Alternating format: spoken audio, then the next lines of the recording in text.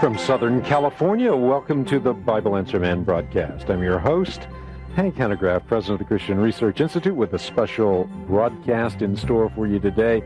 We got so many calls on the King James only controversy. The switchboards lit up all the time that we asked James White to continue on with us, and he's in studio today as we continue talking about the King James only controversy. If you want to join us on the broadcast, remember you can do it in the U.S. and Canada by simply dialing toll-free 800-821-4490. Our address, the Christian Research Institute, Box 500, San Juan Capistrano, California, zip code 92693. And remember, our telephone number is 714-855-9926. If you're ordering materials or making a donation using Visa, MasterCard, or the Discover card, we have a toll-free number available to you. That number, 800-443-9797. Remember, if you're contacting our Canadian office, you can do that by dialing 403-571-6363. And if you're calling toll-free, we have a number for you to dial, 800-665-5851. That's in British Columbia and Alberta only in Canada. Delighted that you've joined us for the broadcast. As always, delighted to have James R. White in studio with us. He is a scholar. He is also a great author, and I really appreciate the work that you have done with this superb book, which Dr. J.I. Packer calls sober, scholarly, courageous, convincing, and courteous. Delighted to have you here, James. It's good to be with you. A great book, and again, as you know, the studio has been lit up since you've been here. This is a book which is controversial, no doubt. You have taken a lot of hits, and I noticed that not only Gail Ripplinger, who went after you in New Age Bible versions, but also has gone after me in her new book, King James Version Ditches Blind Guides. And I guess you and I are blind guides that are leading people into the ditch. She talks about the fact that since I took on her book on the Bible Answer Man broadcast, all kinds of things have befallen me, broken shoulders and varied tribulations.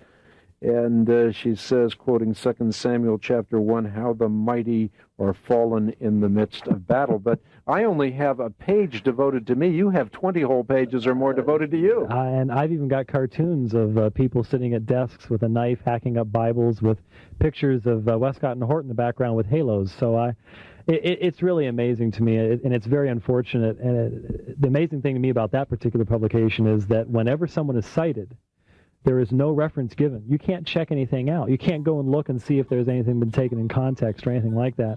And it's a true shame. And I hope that people will see this type of thing and realize, my goodness, what type of venom is causing a person to do this type of thing?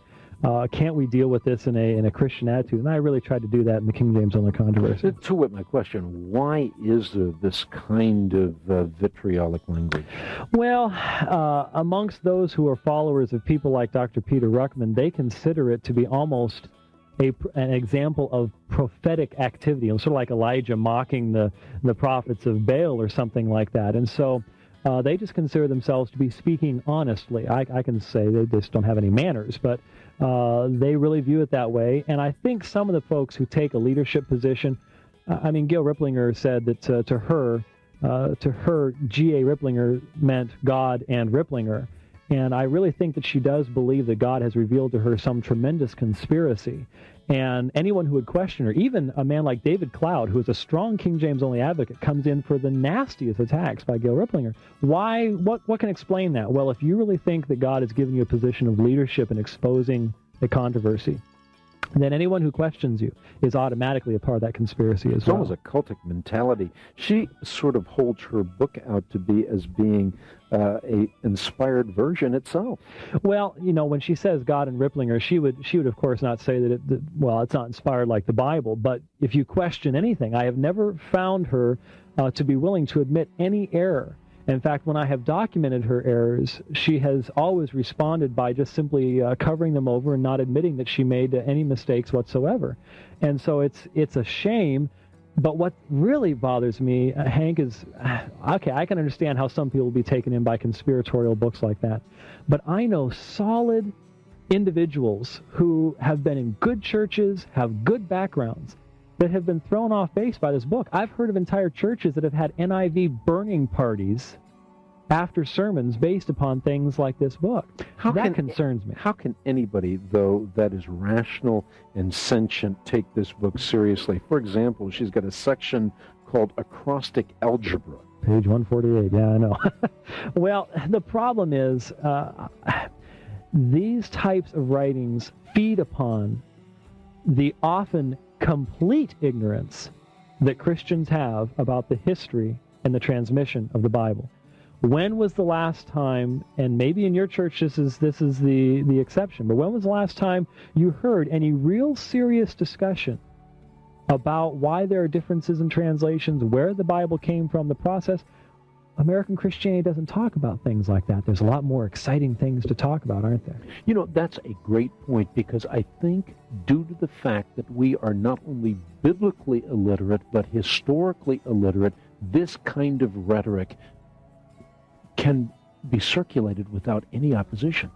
Well, almost no opposition. There's a few of us out here bravely waving the flag going, no, this is untrue, but you are exactly right. Most modern American Christians are ahistorical. Church history for them ended about 25 years ago, and with my mom or my dad or something like that. And so the whole background of how these things came to us is just not something that we're overly concerned about, and it leaves us open on many fronts for this type of deception, this type of false information, and most people would not even know where to go to look up the references to find out if they're being accurately given. And a lot of us, as long as a person says Jesus 3 times, we'll just trust they're giving the information right the first time anyways, right? And so you end up starting buying into these things. And if we role-played and I sat here and I could selectively choose the verses that I wanted to look at and compare your NIV or NASB with my King James, I can make it look really bad if I was selective and if I wanted to just give one perspective. That's why we need to be people, as you know, in all of apologetics, people who listen closely to arguments, who reason closely. We need to be people with a sober mind, as the Scripture says. Yeah, this is one of the things that we're trying to do at the Christian Research Institute.